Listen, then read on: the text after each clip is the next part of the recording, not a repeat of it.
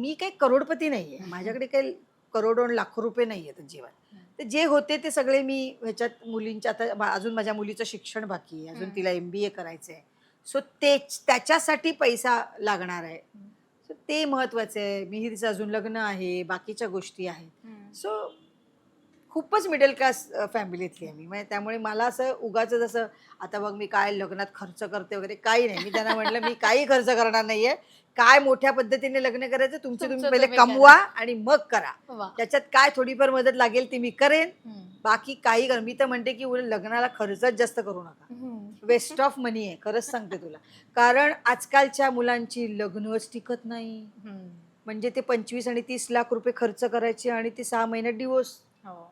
तर मी सांगितलं मी तुम्ही लग्न करा 5 वर्षानंतर मी तुमचे मस्तपैकी रिसेप्शन घालेन छानपैकी. म्हणजे जे 25 लाख मी खर्च करणार आहे हा. ते मी बँकेत ठेवेन, त्याच्यावर मला 5 वर्षाचं व्याज येईल हम्म. आणि मग त्याच्यातनं मी रिसेप्शन करेन. म्हणजे वा. तोपर्यंत त्यांचं 5 वर्ष तरी लग्न टिकलं. अरे पण मिहीर आता मार्गी लागलं तरी म्हणजे मिहीरचा आता सुरू मुलांचा आता हो आता तो शिलाँगला आहे हम्म. जॉबसाठी. पण मला असं वाटतं की शिकण्याची प्रोसेस आहे, अजून त्यांची वय आहेत. मी त्याला म्हटलं जोपर्यंत तुला असं वाटत नाही की तू स्वतःच्या पायावर उभा राहिलायस, आता मी लग्न करू शकतोय, तोपर्यंत तू लग्न नाही केलंस तरी मला काही फरक पडत नाही. तुझं तू ठरव तुला कधी करायचं.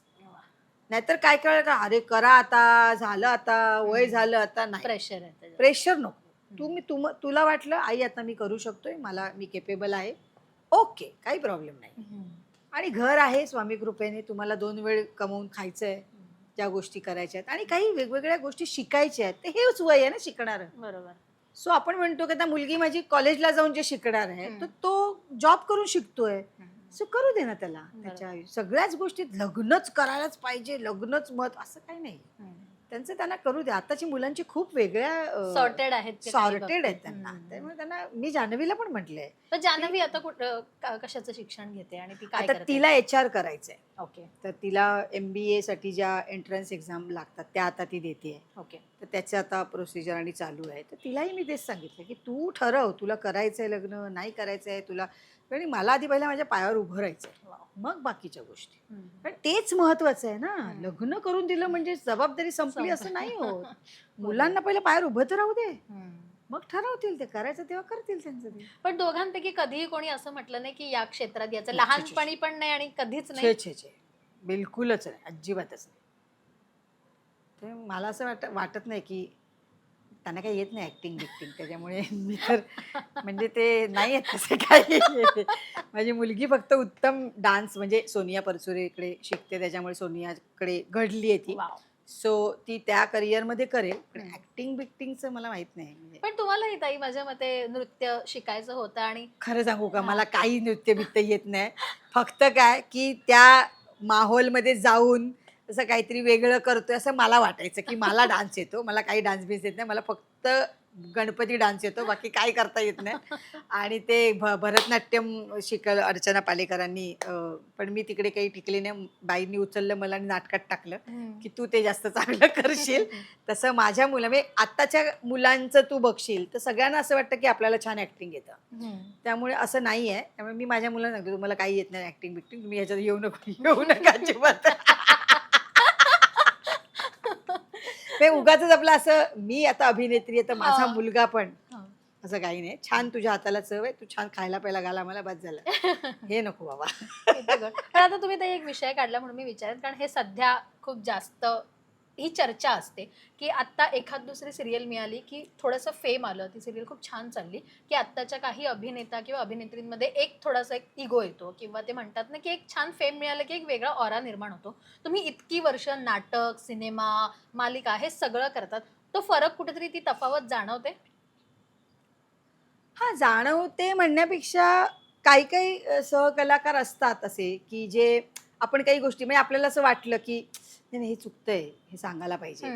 तर असं सांगितल्यानंतर काही काही आर्टिस्ट असं होतं की हा करते म्हणजे माहिती आहे आई मला शिकवते मला येतं, असे काही असतात. किंवा काही ज्या आहेत आता आमच्या या पोरी आहेत, नमा विमा या पोरी आहेत सगळ्या, त्यांचं तो अच्छा हो का, मग कसं घेऊ मग ते मी वाक्य, हे कसं का. आता संस्कृती बालगुडीने जेव्हा पिंजरा केली होती, लिटरली सांगू तुला, ती पोरगी येऊन बसायची, नाही ताई हे सांग, हे कसं करायचं, मग हे कुठल्या वाक्यावर जोर दिला तर हे होईल, कसं काय करायचं, काय ह्या सगळ्या गोष्टी आता आपल्याला समोरूनच कळते की अरे नाही यार, हिला शिकायचंय, हिला ती ओढ आहे, हिला शिकण्याची आवड आहे, तर आपण सांगू ना. बरोबर. आत्ताच्या याला असं होतं की आपण काय कसं काय सांगायचं, म्हणजे त्यांचाच ऑरा असा आहे की हमको तो सब आता है, तर ओके बाबा तुम्ही करा, ठीक आहे. मग नंतर 1-2 सिरियल नंतर ते कुठे गायब होतात तेच माहित नाही पडत आपल्याला.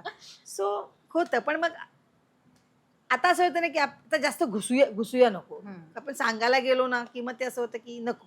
मग आपल्याला कळतं, आता मला कळतं माणसं आता इतके वर्ष काम केल्यावर की नाही ही मस्त आहे, ही छान आहे, आपण आपलं जमेल तर जमेल, नाही तर 4 हात लांब. मग नाही जर एखादी असेल तर मी थ्रू बघेन, मग ती समोर व्यक्ती नाहीच आहे माझ्या, अच्छा. मग नको. कारण काय त्यांनाच नको आहेत ह्या गोष्टी, तर आपण जबरदस्ती नाही करू शकत ना. बरोबर. पण तुमचं तुम्ही आयुष्य करा. हो. खरं तर आजच्या बोलण्यातनं खूप साऱ्या शिकवणही मिळाली, काही गोष्टी नव्याने कळल्या आणि काही गोष्टी किती लक्षात ठेवायच्या असतात आपल्या आयुष्याच्या प्रवासात. किती खचखळगे आले तरी आपण किती पॉझिटिव्ह आणि छान हसत राहायचं, हे खरं तर आज ताईंकडनं मला शिकायला मिळालं ताई. आणि तुम्ही इतक्या छान पॉझिटिव्ह वाइब्स देता ना, की तुमच्या घरी आल्यावर नेहमी छान प्रसन्न वाटतं आणि तुमच्या आजूबाजूचा ऑराच इतका छान आहे की तुम्ही सतत सगळं स्माईलने एक छान सांगत तेच असता. आहे ग आपल्या आयुष्यात. काय घेऊन जाणार आहे मला सांग? हे 3 BHK फ्लॅट आणि हे प्रॉपर्टी आपण घेऊन जाणार आहोत का? नाही यार. म्हणजे करोनामध्ये तर त्या गोष्टी कळल्या ना बरोबर. सगळ्या, की हो. आपण काही नाही, करोडो करोडो रुपयांचे मालमत्ता असलेले हे असेच बेवारस गेले आणि असे गेले, तर काय घेऊन जाणार आहोत आपण? त्यापेक्षा छान माणसं जोडा, छान जे आयुष्यात आपल्याला दिवस आहेत. काय माहिती, मी आता हे बोलते, उद्या आता कितीतरी गोष्टी आता बघितल्या आपण, इतक्या कमी कमी वयाची मुलं आणि हे हार्ट अटॅक आणि ह्याने गेले, याचा आज काय तर कॅन्सरच फोपावतो, हेच आहे. हे सगळं लाईफस्टाईल आणि हे बदलल्यामुळे सगळ्या गोष्टी झाल्या, त्याला आपण डिनाय नाही करू शकत आहे. त्यामुळे जे आयुष्य आलंय ते मस्त जगा, छानपैकी कामं करा, भरपूर पैसे कमवा, पुढच्या याची तरतूद करून ठेवा. नाही असं नाही मी म्हणत आहे, मुलांवर डिपेंड नको राहायला. बरोबर. म्हणजे मला आणि मी बाबाला तेच म्हणते की आपल्या दोघांपुरतं पुरेल एवढं आपण आपल्यासाठी करून ठेवूया. हे प्रत्येक वेळेला अरे मी जरा थोडे पैसे दे, जान्हवी थोडे, ही नाही वेळात येता काम, आणि हे आयुष्यात कधी केलेलं नाही. त्यामुळे तेवढे तरी कमवूया किमान आपल्या दोघांपुरती. आता एक फ्लॅट आहे मस्त, तो भाड्याने देणार, आमची आमची आपली. कारण काय आर्टिस्टना रिटायरमेंट नाहीये, अर्थात. काय आम्हाला ना VRS मिळत आहे ना आम्हाला प्रॉव्हिडंट फंड मिळत आहे, आम्हाला काहीच मिळत नाहीये. मग त्याच्यासाठी जे काय करायचं ते आपल्यालाच कमवून ठेवायला पाहिजे. आहे तेवढं, म्हणजे सकाळी डाळ भात आणि संध्याकाळी पण भात डाळ असं खाऊ शकतो, काही प्रॉब्लेम नाहीये. खूप छान वाटलं ताई तुमच्याशी Thank गप्पा you. मारून आणि घर सुट्टी बरंच काही आमचा शो आज इथे ठाण्यात सुप्रिया ताईंच्या घरी पार पडला.